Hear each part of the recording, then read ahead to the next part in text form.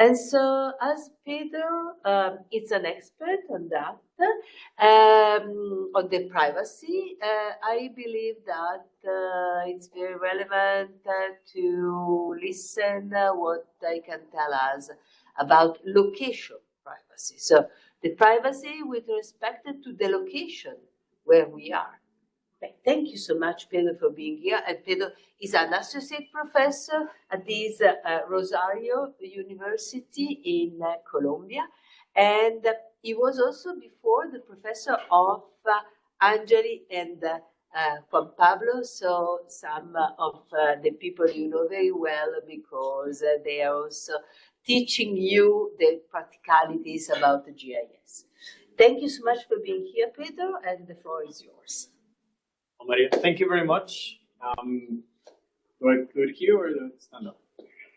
Well, I am Pedro Wightman. I am an associate professor from Universidad Rosario, Bogotà, Colombia. I am a computer scientist. Did my PhD several years ago in something completely different. I worked in wireless sensor networks, which is like the grandpa of IoT, Internet of Things. But pretty much like 2 years after I finished my PhD, I started working in this topic. And it's been more than 10 years in which I've been working about this because I found that it was a very interesting topic that really was. That really was. We are recording. Well, I was recording on this. So that really touched people's lives. Like IoT, yes, of course it gets it, but this is like really something critical. So let's start going a little bit philosophical here. So like every physical element in the universe, we occupy space and time. So we exist somewhere and sometime. But our presence not only reveals our existence, it really shows also intention. Because we're not in a place just because, randomly. We're there because we are doing something, because we are something. So what do we do in a restaurant? So of course we eat. What do we do in a university? Well, we could study, or we can teach, or we work, or visiting someone.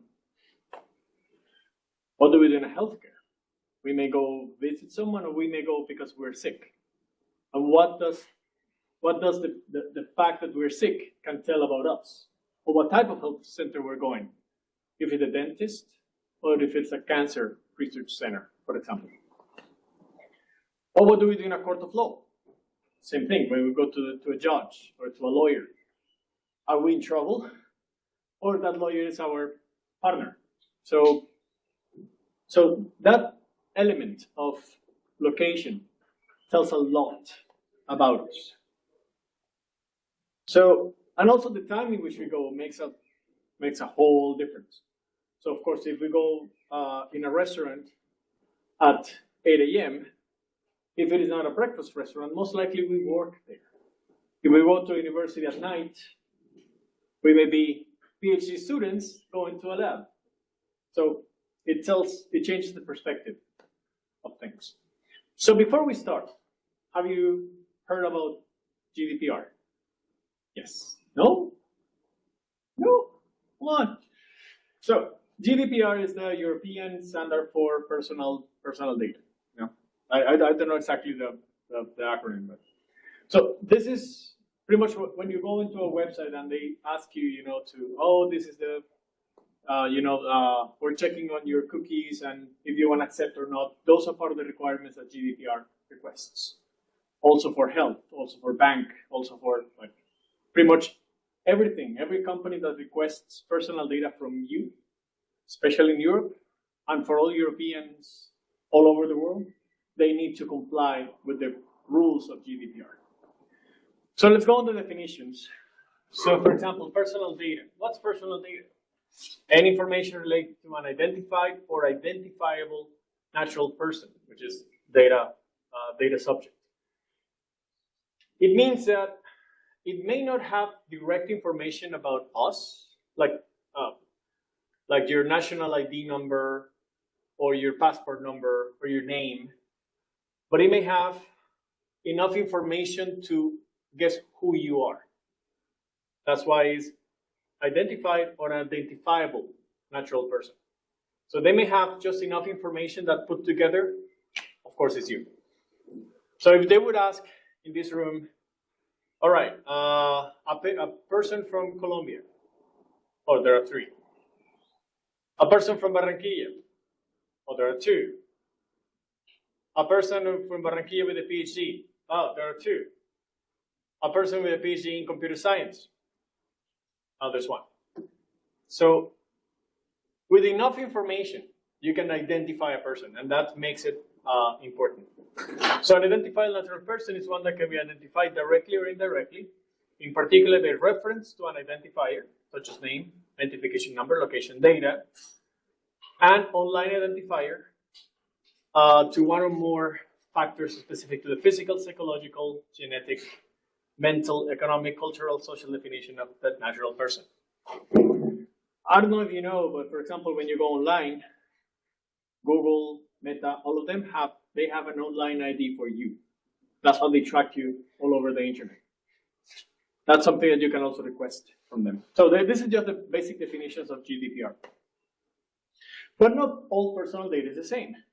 Sensitive data, which is one of the important ones here, is all the data that is related to something that can be used against you when they're trying to discriminate you for racial, ethnic origin, political opinions, religious or philosophical beliefs, trade union membership, genetic data, biometric data, of those any purposes. So GDPR forbids companies to process that kind of data, unless there's a long list of exceptions. So it includes consent. So if you gave proper consent, that's good. If it's legitimate use, public health, scientific research, history, and other feasible uses, they can use it. Go and check. It's never too bad to know about all this. And then we go to consent. We just mentioned it. So the word consent here is when the data subject, you need to give freely a specific, informed, and unambiguous indication that you know what you're doing, that you know that you agree with what the company is saying, by an affirmative action. Affirmative action means, like for example, I don't know if you, like when you have called a company and they say, I don't know, on the phone, at least in Colombia it is like that. So by calling by following on this call, then you agree with the terms of the use of personal data. Is it here like that too? Yeah. Well, for me, that is not an affirmative action. Affirmative action is when they ask you, if you agree, press 1. That's an affirmative action. Otherwise, they may be violating GDPR, so that's something important. So one of the main elements related to privacy is, are you conscious of all the information that you're giving away or what they're doing with it? Have you read the terms and conditions of all the applications that you have signed in? Google, Facebook, TikTok. Go read TikToks. It's great.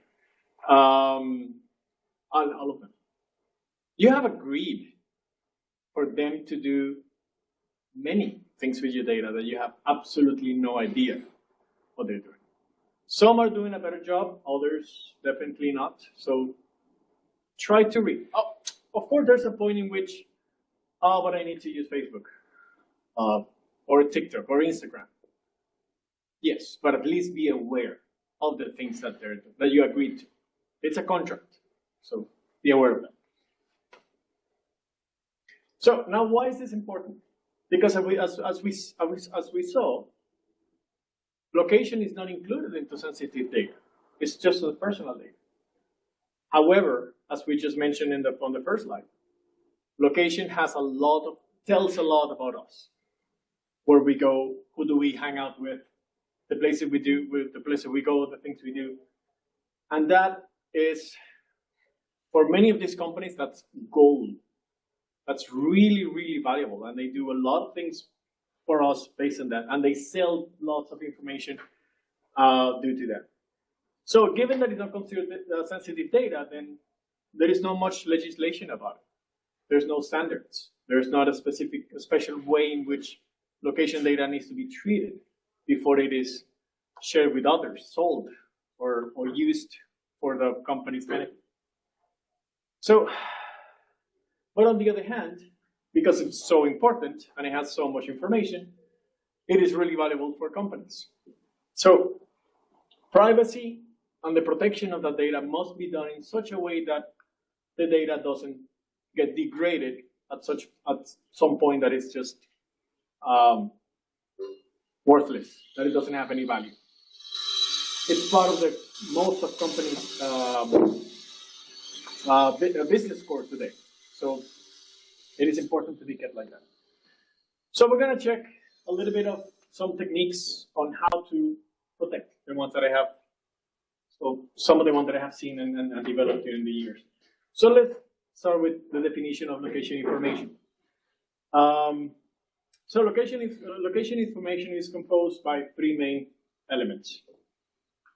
Location, obviously, identity, and time. So for example, there are the tracks of three people. Three different persons, blue, red, and green, at a certain latitude, longitude, and we have a sequence of time, like where they went, where they went, when. So part of what we do when we try to protect location information is to try to remove or alter one of those elements. So we can do anonymized location information. So we just have a pseudonym or we remove the identity of the person. So we have three tracks. We know where they were, when, but we don't know the who. That's somewhat useful, but it's still feasible to try to see who the person was because of the time. So where is the place that most likely you're going to be at 4 a.m.?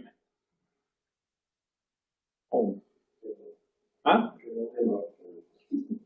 Perhaps. Or, well, if it's a Friday or a Saturday, well, a Saturday, 4 in the morning, perhaps partying. Yes, that's good. But eventually you will get home. Eventually. You need to shower.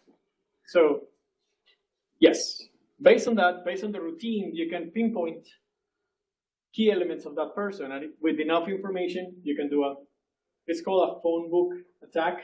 Of course, phone books don't exist anymore, but it's still named like that. So with public information, you can try to guess which is the person that owns that truck. And you can take the time off. So you can know the person, you know the place, but you don't know when they were. So in this case, of course, the routine gets a little bit off, unless it's something obvious like universities, residential zones, commercial zone, restaurant, and things. You can guess, you can try to make a guess on which is the order in which they did it. But eventually, depending on how much information you have, if you have several days of information, you can get all those points in which a person always goes, and then voila, you can try to get. Or you can change the location. So you know the person, you know the sequence, you know the time, but you don't know exactly where they were. And that seems a little bit more interesting because now you don't have enough information of where they were. They could be at the university, or they could be at the restaurant, or they could be at the company right here. The point is not to know exactly, not to have that information. And that is exactly the main technique that I have worked on during the years. This is a definition of location privacy, which I like a lot. The means of deliberately degrading the quality of information about an individual's location in order to protect that individual's location privacy. There are two types of location-based services, which is pretty much what you have on your cell phone. Reactive, in which when you actually positively make a request and you share your location for that. Usually like georeference search, which is the best place for it pizza around, or you want to update your location to someone. You want to share your location with someone. Or it could be proactive, in which after you start the service is constantly requesting your location. So for example, for navigation, you're always sharing your location when you are on Google Maps or Waze, or a geofence. So I let my daughter go to the mall, but I make a small square around the mall. So if she leaves the mall without telling me, I will get the alarm. So I can call like, hey, where are you going? Oh, no, yeah, with my friend, we're going home. Okay, perfect. So I can check this. So that service is constantly sending information, so I know exactly what's happening.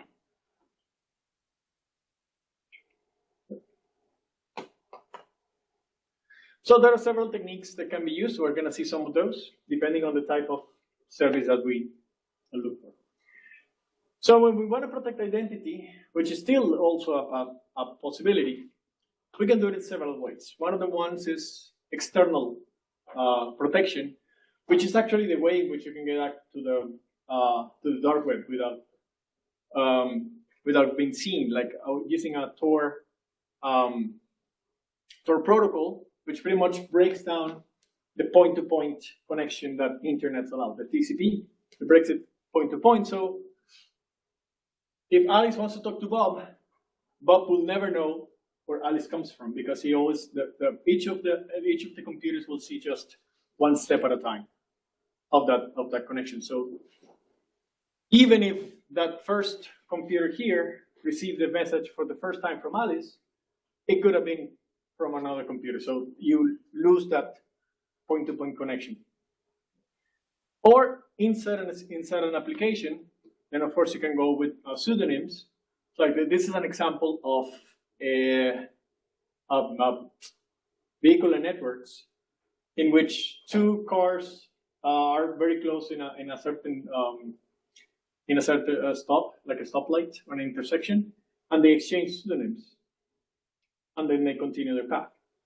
So the information from the path is still usable for certain uses, like for example knowing the traffic or average speed of certain segments of the street, but it's not the path of just one person. It's the path composed by several segments of people on the street.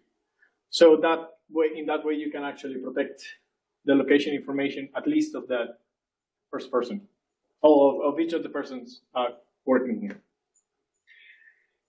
But now let's go on the location, which we're going to spend most of the time here. So you can do location obfuscation, you can do location transformation, or you can do location generalization. There are other ways, but those are at least one of the main ones. The most simple one is adding random noise to the location. There are many ways of doing it.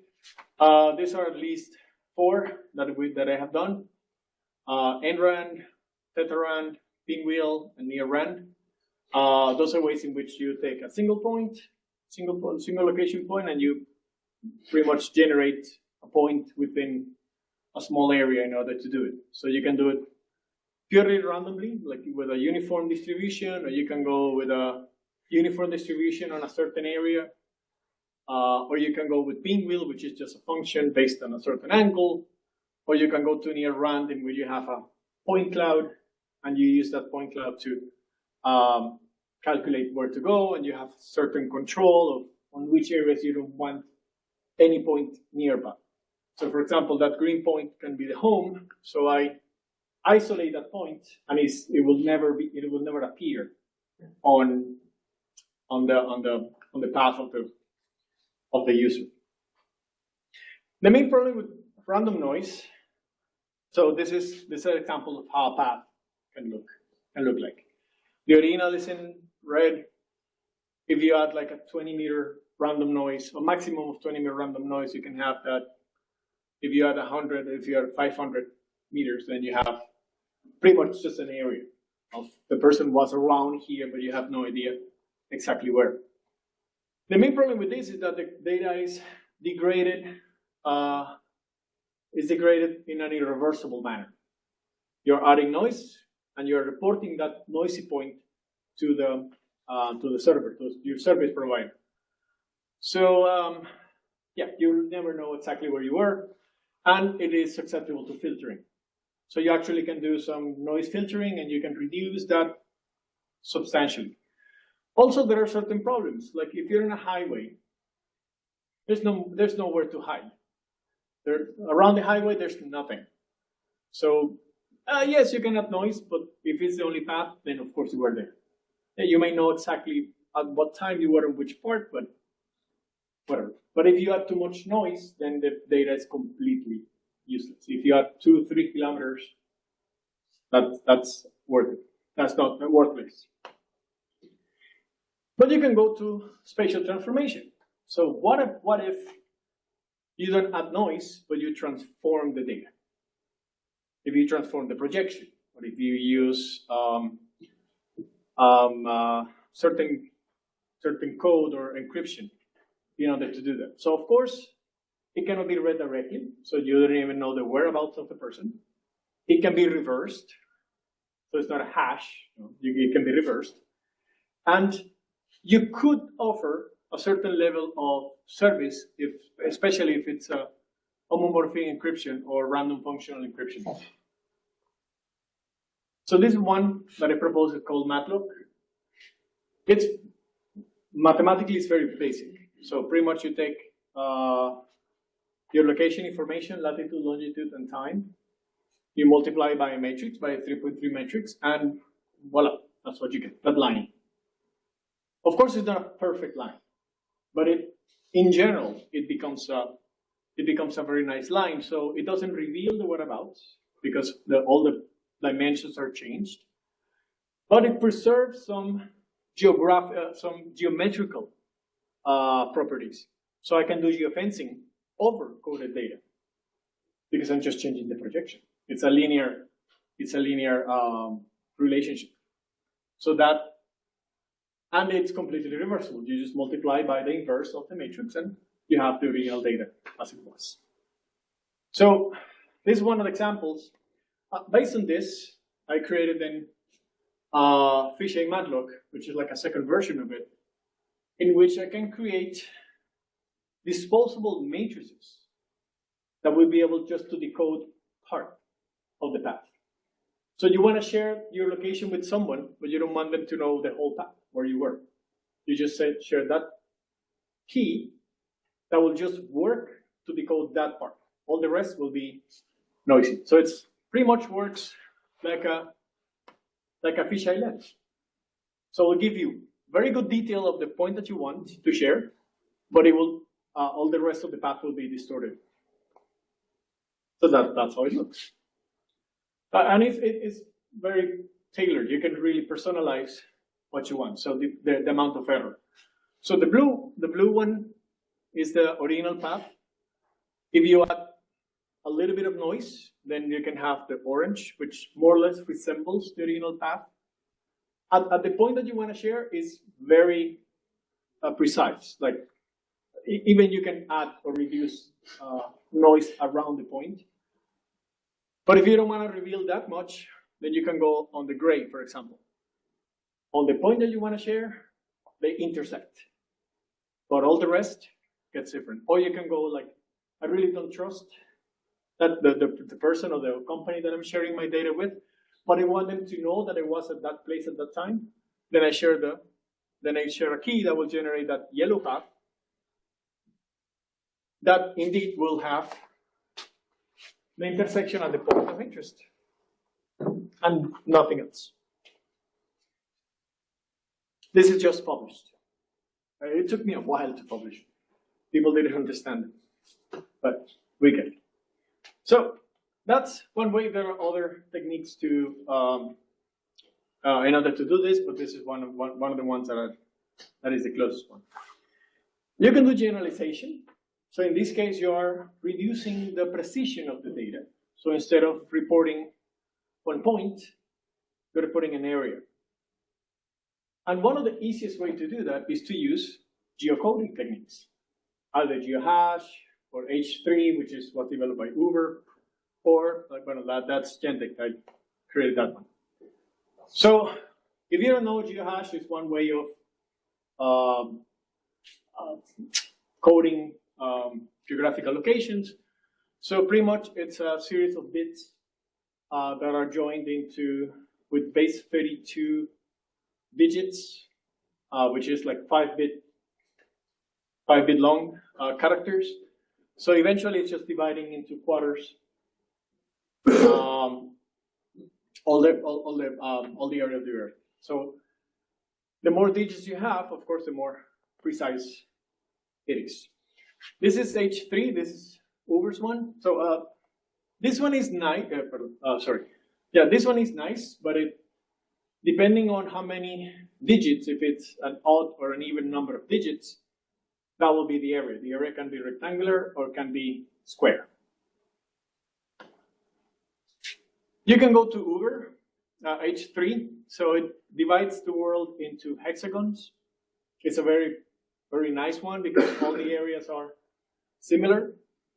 However, it has a problem that you cannot do tessellation with hexagons. So eventually there are areas in which they're overlapped, but hey, that's life.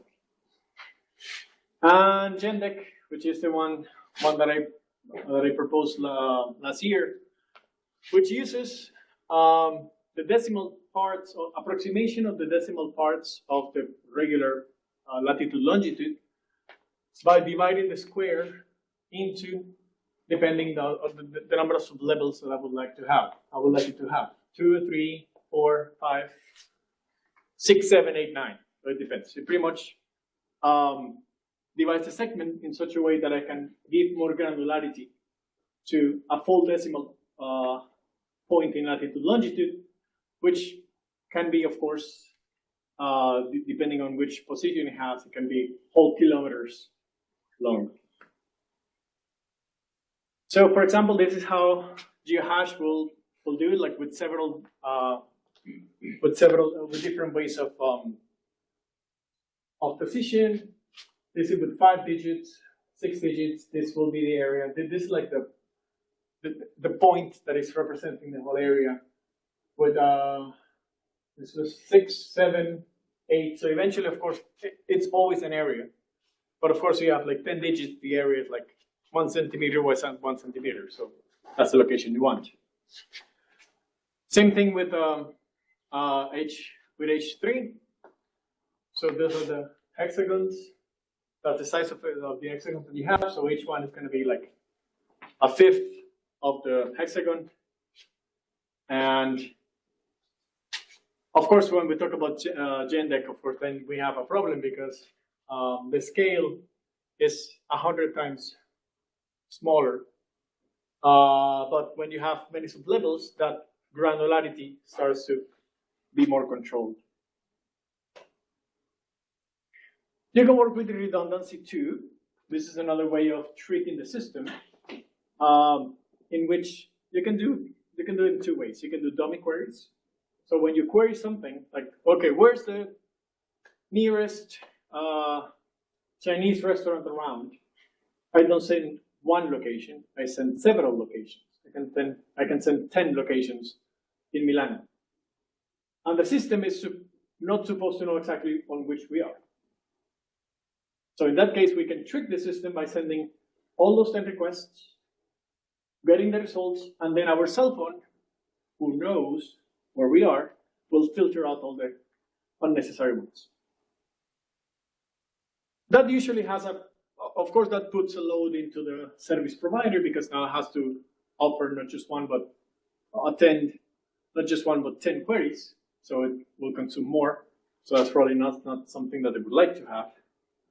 So one option is to use private information retrieval, which is a technique in which you create a common language with the server. That is not the same as the location, but it represents the location. And if this code is redundant, so if it represents many locations, then you're doing 1 query, but it's representing several locations at the same time. That's what mapper is. So you get a location, latitude, longitude, and you apply this formula to each pair of digits on latitude, longitude. This is it's a very simple way. So from latitude to longitude, you get a single number. So this number becomes a representative of hundreds of different locations because it's going to be the combinations. Like there are 10 different combinations of digits that will create that specific digit. This 4 can be created by 4 and 0, or it can be created by 7 and 10, like 8 and 9, and so on. So each code will represent several locations, and because it's done unit by unit of the decimal point, then it can be used to. We can also apply the same idea of generalization of reducing the precision. So depending on how many common prefixes we can have. So that's the area of Bogotà. Well, much more bigger than Bogotà. So if we have no decimals, we would be representing an area that is 4 times the capital or 10 times the capital of Colombia. If we use one decimal, one common decimal, then we have all this area. So all these points will have exactly the same code. If we use 2 decimals, all those sets of points will have the same code. So inside of this square, now you have this square here, for example, and this part here. And it's, as a matter of fact, it's very nice because it works like a fractal. If you go for 3 decimal points, then of course each of these squares becomes with pretty much a similar pattern every time. So of course, with more precision, there'll be very specific options inside the city in which you can be. They don't change. And inside of those, so of course, you're going to get more and more and more. So this one is still in development. So I ask you not to publish it, please. But if you want to keep working on it, let me know. This it still needs work to do, but it works. Now, most of these are also good for online protection. So from the source. So on your cell phone, this could be implemented in order for you not to share your location. But now we know that not all applications are feasible for doing that. When you're navigating on Google Maps or Waze, you need to have as much precision as you can. You cannot miss a turn. It cannot misplace you. So all that information is being sent, and Google has it. I don't know if you have developed Android applications, but if you go to a location, you know that you're not asking that location to the GPS sensor. You're requesting that your location to Google Play. So Google Play is the one that stores your location on your cell phone. It means that Google knows where you are all the time. I guess you also have seen my maps, my tracking on Google Maps that they already they disabled the default nature of it. Before that, Google knew where you were all the time. So you need to also have options to how to protect the data when you're sharing it with third party. That's what these companies do all the time, because that's how the company get money from. So you can do path aggregation, for example. That's one way. You get the paths of many users, and after, of course, while you do some curation, you can use that for analysis, points of interest, traffic, pollution, heat maps, all this. So you don't have one data point. You have the aggregation of all the paths in order to get results, and that's great. So you do not share the paths, you share the results of the analysis of the path.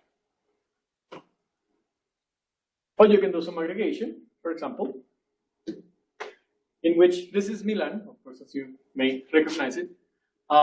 This is a work that I did with Mayra Sorban, another colleague, student from Maria.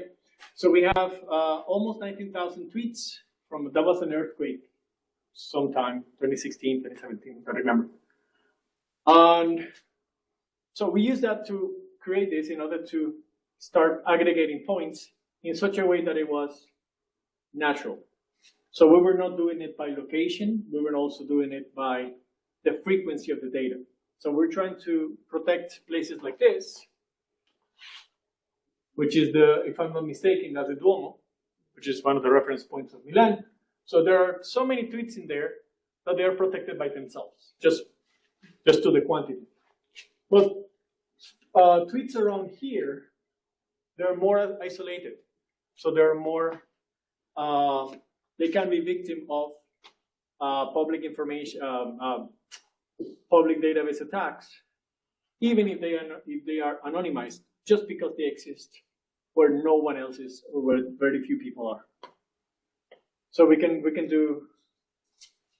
very interesting analysis on how to protect the popular places. So we're not sacrificing the very valuable data just to protect the isolated point that may not be that valuable. But they're valuable by themselves, not to be attacked or to be protected. Path fusion, that's another way. So we find intersection points in which we can share. So the path that we share, pretty much with path aggregation, as we saw, even here we are sharing a little bit more detailed information, but it's not information from someone. It's the aggregated information of a group of people. Or we can use AI. Now with generative AI, we can feed it all those paths, let it learn, and then give us probable paths for point A from point B, based on all the information that it has gathered.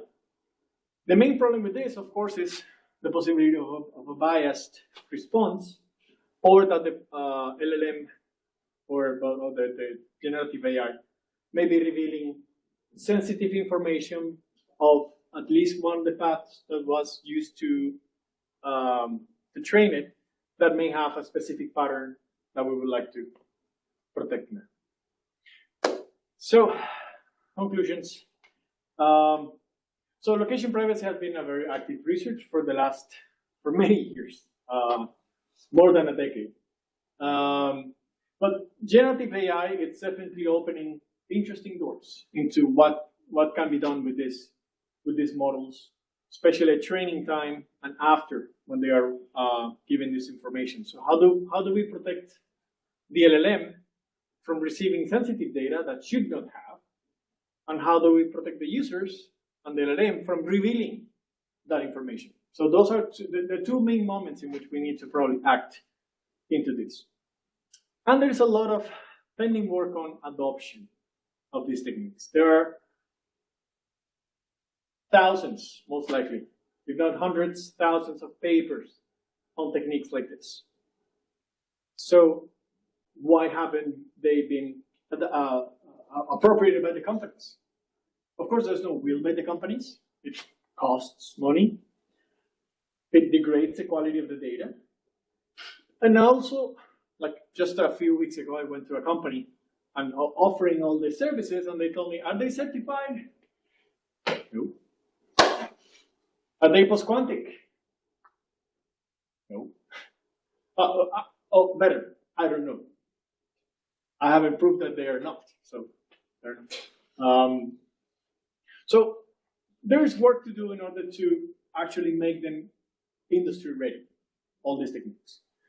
But also there's no government to will to legislate on this, because it may be an unpopular decision, maybe because there are interests of third-party companies which are lobbying and telling all the government, hey, don't do this, I need this data, so they keep it like that. It has happened in the United States. It happened. There was a bill from California trying to get the Location Information Act, and no, it didn't pass. There's a little paragraph in a European legislation about location, but it's like 2 paragraphs. That's all there is. There are no clear standards. So, like, which will be the best solution for which application? No. And there's also lack of interest by users. People are not requesting it. Either they don't know that they're sharing all that information, or they know it, they don't care. Or like, oh, who am I? I can be tracked. I'm not doing anything wrong. Well, maybe your insurance company would like to know, why are you going to the healthcare? So if they know you're going to the healthcare center constantly, they probably would like to raise your payment. So no, you have valuable information for you, not for the world, for you. And other people would like to have it, and they're having it, and you're not protecting it. So that's it, Mile, and any questions?